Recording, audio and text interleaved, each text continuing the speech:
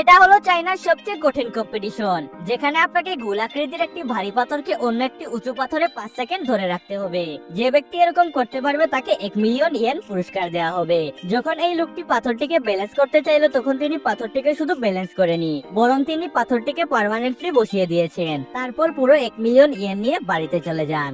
বন্ধুরা, এটা হলো এমন একটি চেয়ার যেটাকে ভাঙার সাধ্য আজ পর্যন্ত কারো হয়নি, আর এমনটাই দাবি করেছে যে এই চেয়ারকে বানিয়েছে।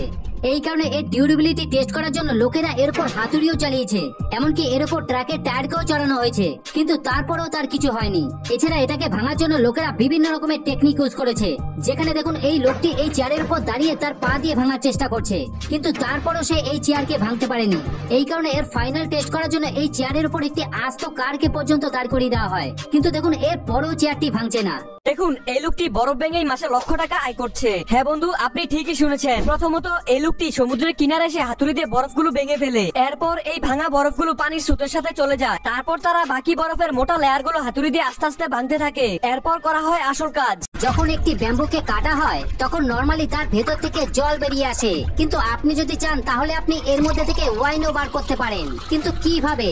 আসলে এটা হলো একটি ট্রেডিশন টেকনিক, যার মধ্যে সবার প্রথমে একটি বড় হেলদি বাসে ইনজেকশনের সাহায্যে রাইস ওয়াইনকে ইনজেক্ট করে দেওয়া হয়, আর তারপর ওই ইনজেকশন হোলকে টাইট করে সিল করে দেওয়া হয়, যার পর 1 থেকে 2 বছর পর্যন্ত যতদিন ওই ব্যাম্বু বড় হতে থাকে ততদিন ওই ভেতরে থাকা ওয়াইন ব্যাম্বুর সমস্ত নিউট্রিশন চুষে চুষে আরো বেশি টেস্টি আর স্ট্রং হয়ে যায়। আর এরপর যখনই ওই ব্যাম্বুকে এভাবে কাটা হয় তখন তার ভেতর থেকে এই ব্যাম্বু ওয়াইন বেরিয়ে আসতে থাকে।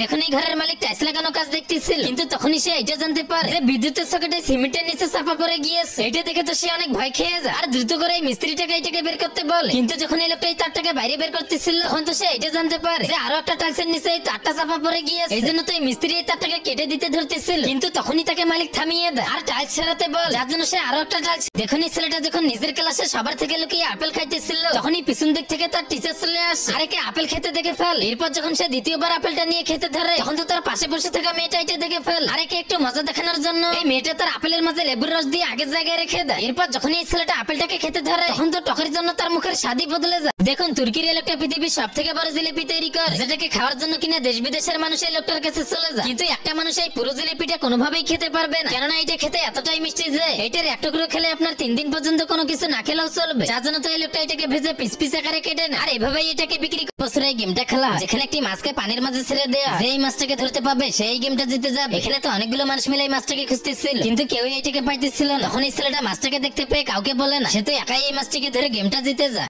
দেখুন, আজ যখন এই ছেলেটি তাদের সুইমিং পুলের পানি পরিষ্কার করার ছিল তখন সে একটি জেলি নিয়ে আসে, তারপর সেটিকে একটি কেমিক্যালে দিয়ে সেটির লিকুইড ফর্ম বের করে নেয়, তারপর সেটিকে সুইমিং পুলের পানিতে দিয়ে দেয়। কিছুক্ষণ পর পানির কালার বদলে যায়, তারপর সে সেটিতে ওয়াটার ক্লিনার ডিটারজেন্ট ঢালতে শুরু করে, তারপর সে পুলের পানির কালার ধরে রাখতে পুলের সাথে কানেক্টেড পাইপে আরো একটি জেলি দিয়ে দেয়। দেখো, জাপান অন্যান্য দেশের থেকে 50 বছর আগে এগিয়ে চলছে, কেননা যখন এখানে বৃষ্টি হয় তখন ছাতার পানি ক্লিন করার জন্য ছাতাকে যখন এই মেশিনের উপরে রেখে বটন প্রেস করবে তখন প্রথমবারে তো ছাতাকে ভাইব্রেট করে সমস্ত পানি নিচে ফেলে দেবে, আর যখন সেকেন্ড টাইম আপনি বটন প্রেস করবে তখন ছাতাকে এই মেশিন একদমই শুকিয়ে দেবে। আমরা তো ঝাড়ু দিয়ে ময়লা পরিষ্কার করি, কিন্তু চায়নারা আমাদের মতো ময়লা পরিষ্কার করতে ঝাড়ু ব্যবহার করে না, কারণ তারা এমন একটি মেশিন আবিষ্কার করেছে যেটা দিয়ে অনেক সহজে তারা অল্প সময়ের মধ্যে এরকম ময়লা পরিষ্কার করতে পারে। আর এই মেশিনটির বড় সুবিধা হলো এটা যেখানে ইচ্ছা সেখানে নিয়ে যাওয়া। দেখুন, যদি আপনি এমন জায়গা দেখতে পান তাহলে সেটাকে রাস্তা ভাবার ভুল একদমই করবেন না। আসলে এটা হলো একটা বিল যেটার গভীরতা একজন মানুষের থেকেও 4-5 গুণ বেশি হয়ে থাকে,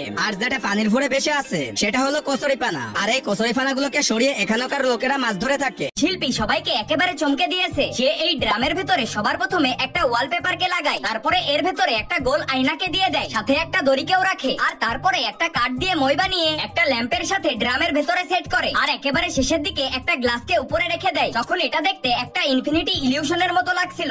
চীনের লোকেরা মরুভূমিতে জাল বিছিয়ে রাখতেছে, মনে হয় মাছ ধরার জন্য।